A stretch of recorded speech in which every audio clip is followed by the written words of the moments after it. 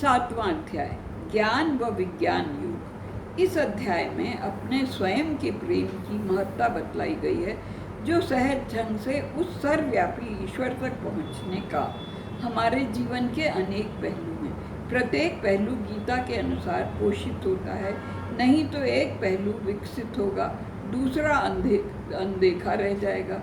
अतः प्रयत्न करिए हर पहलू को विकसित करने का। इसमें भावनाओं का सबसे अधिक महत्व है। भक्ति का आधार भावनाएं ही हैं, केवल बुद्धिमानी से उसे संभालना और सही दिशा में ले जाना है, ज्ञान का सहारा लेकर। श्री कृष्ण की गीता उपदेश द्वारा ये महान देन है संसार को। हे अर्जुन, जब तक तुम मुझे पूर्ण रूप से विश्वास में नहीं लेते और योग का सहारा नहीं लेते, मुझ तक कैसे पहुंच पाओगे? मुझे विराट रूप में कैसे जान पाओगे? मुझे सुनो, मुझसे सीखो।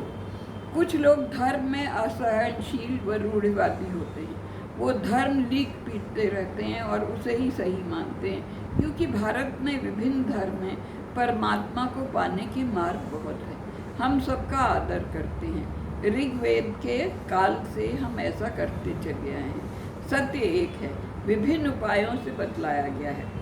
उदाहरण स्वरूप, सागर से कोई एक पानी ले जाए तो वो रिक्त नहीं हो जाएगा।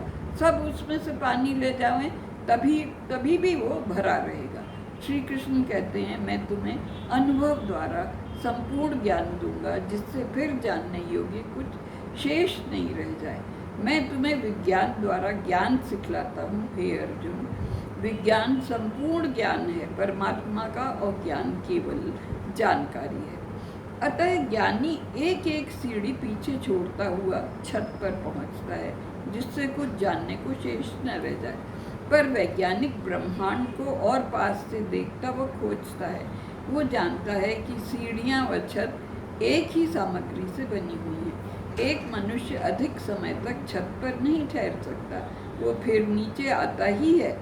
जैसे स्वरों में आप नी पर अधिक नहीं ठहर सकते, इसी प्रकार समाधि से वापस आना ही होता है। जब मनुष्य समाधि से वापस आता है तो पूरे ब्रह्मांड को देखता है, जीव जंतु देखता है, और वही विज्ञान में परिवर्तित होता है।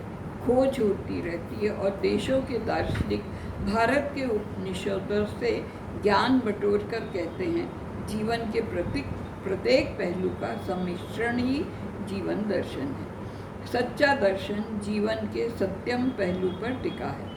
संपूर्ण ज्ञान दर्शन में अवश्य मिला होना चाहिए। कुछ ही लोग होते हैं हजारों लाखों में जो प्यासे रहते हैं एकदम सच्चे ज्ञान के। वही सच में मुझे जानते हैं, वही आत्मिक ज्ञान के लिए संघर्ष करते हैं। बाकी खाने पीने सोने में व्यस्त रहते हैं। भारत ने ज्ञान दिया कि हम एक से उत्पन्न होते हैं और एक में समा जाते हैं।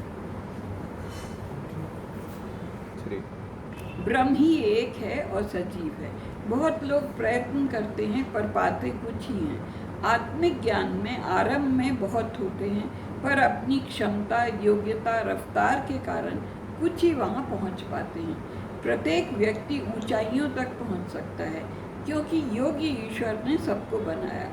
ये ऐसे ही है जैसे व्यापार में अर्जियाँ बहुत आती हैं, चुने कुछ लोग जाते हैं। पर अच्छा ये है कि जो पीछे रह जाते हैं वो कहते हैं, आप आगे जाइए, मैं अधिक समय लूँगा पर वहाँ पहुँच जाऊँगा।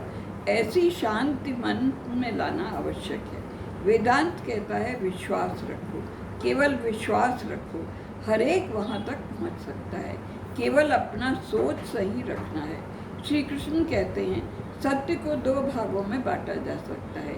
एक तो पांचों इंद्रियों के द्वारा अनुभव किया गया सत्य, दूसरा उससे ऊपर उठकर यदि आप संपूर्ण सत्य चाहते हैं तो आपको दोनों को लेकर चलना होता है। एक प्रकृति और दूसरी पर प्रकृति।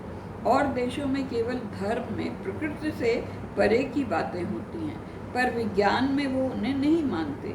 भारत में जो जीवंत है वो प्राकृतिक है, कोई झगड़ा झंझट नहीं।